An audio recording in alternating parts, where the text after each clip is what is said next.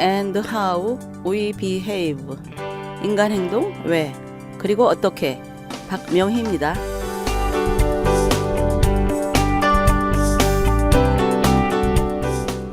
오늘은 경험하는 믿음이란 제목으로 12걸음의 두 번째 걸음 신뢰하기를 계속 생각해 보겠습니다.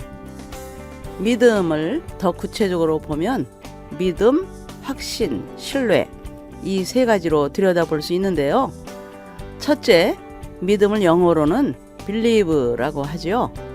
비동사가 앞에 놓여 있으므로 존재와 연결되어 있다는 것을 알 수 있죠. 즉, 우리가 존재하기 위해서 가지는 태도를 말합니다. 둘째는 확신이죠. 영어로 표현한다면 faith라고 할 수 있죠. 비슷하지만 이것은 인간의 의지가 더해진 것이라고 구분하겠습니다. 즉, 내 편에서 신념을 담아 사실로 확정지는 굳건한 태도입니다. 마지막으로 신뢰, 트러스트죠. 저는 이 표현을 경험의 믿음으로 사용합니다. 마음이 외적인 요소들을 통해 굳은 터를 잡는 것으로 말이죠. 믿음이 좀 더 보편적인 용어라면 확신은 능동적인 태도를, 신뢰는 경험에 근거한 수동적 자세라 보아도 무방합니다. 마태복음 14장에는 베드로와 제자들이 풍랑을 경험한 이야기가 나오는데 이 이야기는 신뢰하기가 무엇인지를 잘 보여주고 있습니다. 예수께서 즉시 제자들을 재촉하사 자기가 무리를 보내는 동안에 배를 타고 앞서 건너편으로 가게 하시고 무리를 보내신 후에 기도하러 따로 산에 올라가시니라. 저물매 거기 혼자 계시더니. 참 이상한 상황입니다. 이 말씀 앞에는 그 유명한 오병이어의 기적이 벌어집니다.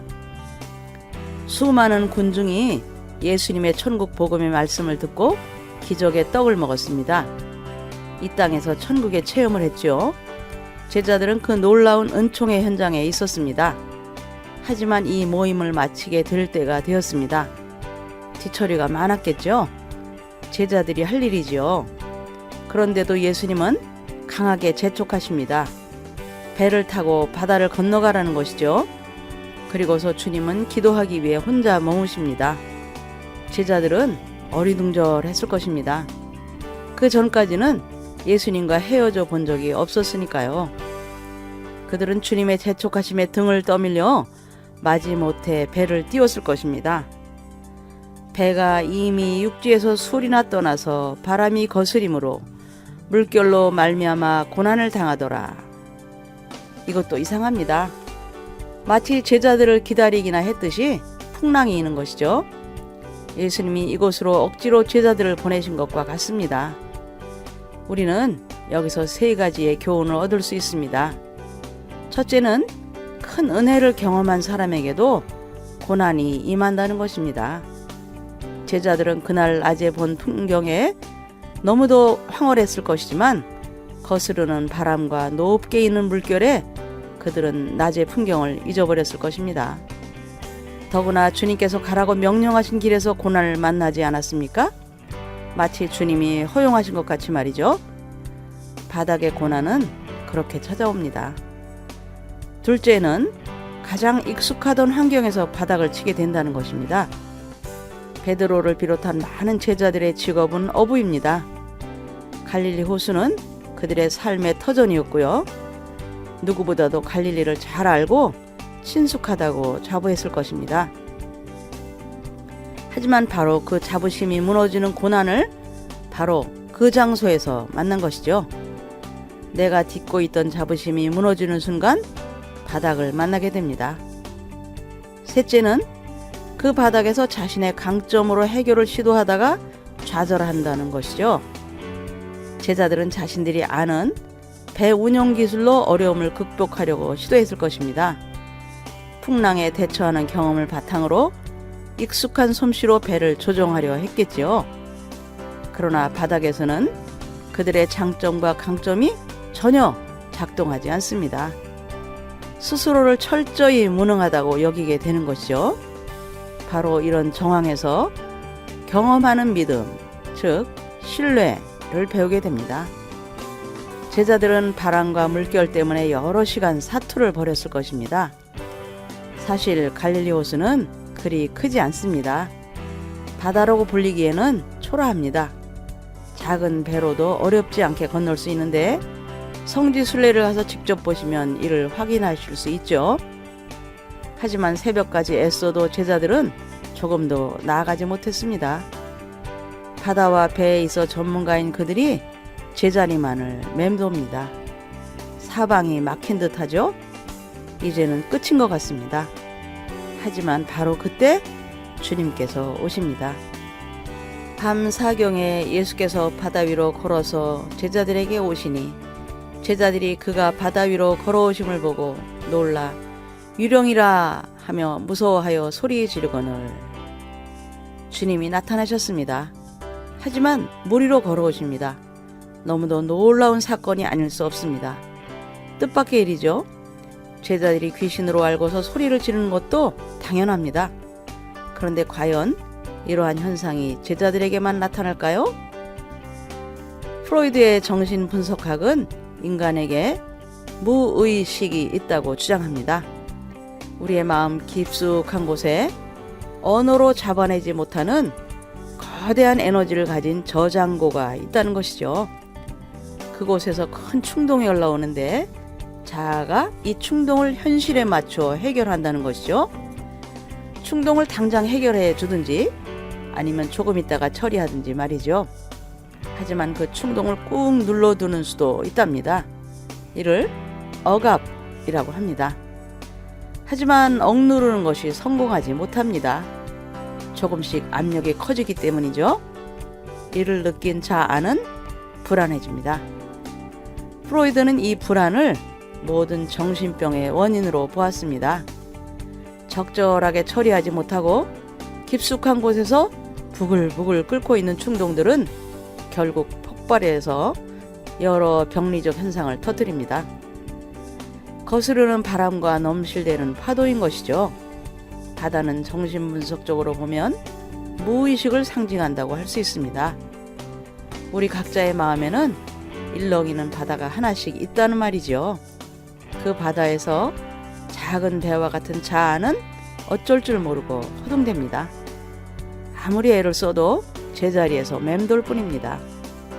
바로 그곳에 우리 주님께서 나타나시는 것이죠. 제자들을 그리고 우리들을 구원하기 위해서 말이죠. 처음으로 경험하는 신뢰는 보이는 것입니다. 보인다는 것을 시각적인 것에 국한시키지 마십시오. 임재를 경험하는 것이죠. 하지만 우리의 마음이 조급해지고 당황하고 있다면 우리를 찾아오시는 주님을 유령으로 오해할 수도 있습니다. 그만큼 뜻밖이고 낯설기 때문이겠죠. 그만큼 그분은 우리의 정황과는 판이한 외적 존재입니다. 12걸음 프로그램은 이러한 외부의 영적 존재에 대해서 열려 있습니다. 12걸음의 중요한 원리 중 하나는 우리를 넘어가는 존재의 능력으로 우리가 회복될 수 있다는 것입니다.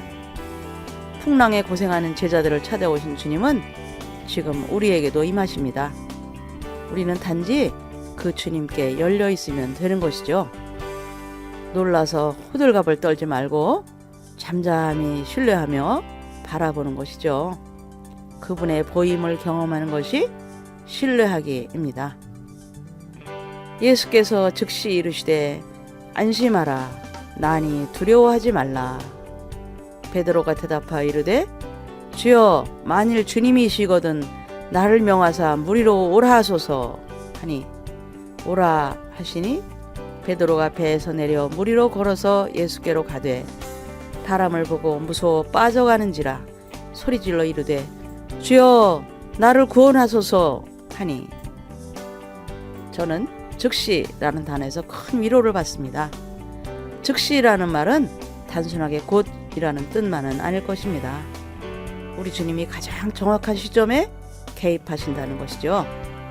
즉시 주님은 말씀하십니다. 두 번째 경험하는 믿음인 신뢰는 들리는 것입니다. 존재가 보이고 난 뒤 음성이 들립니다. 나다, 안심하라, 두려워 말라. 세 가지 내용입니다. 주님임을 확인해 주시고 마음의 용기를 갖고 이 상황에서 도망치지 말라는 것이죠. 주님의 음성에 힘을 얻은 베드로는 배를 벗어납니다. 앞에서 배라는 것이 우리의 자아임을 잠시 언급했었죠. 그렇습니다. 배는 나라는 틀입니다. 기껏해야 욕망과 정욕의 넘실됨 속에서 허둥대는 나 말이죠. 하지만 그곳에서 벗어나는 것은 커다란 용기가 필요합니다. 주님이 보이지 않고 그분의 음성을 듣지 못한다면 할 수 없는 일이겠지만요.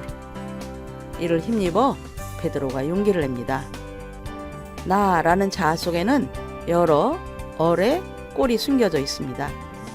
이 자아 속에서 주님의 음성에 반응하는 혼의 일부분이 있습니다. 저는 이를 또 다른 의미에서 영혼이라고 명명합니다.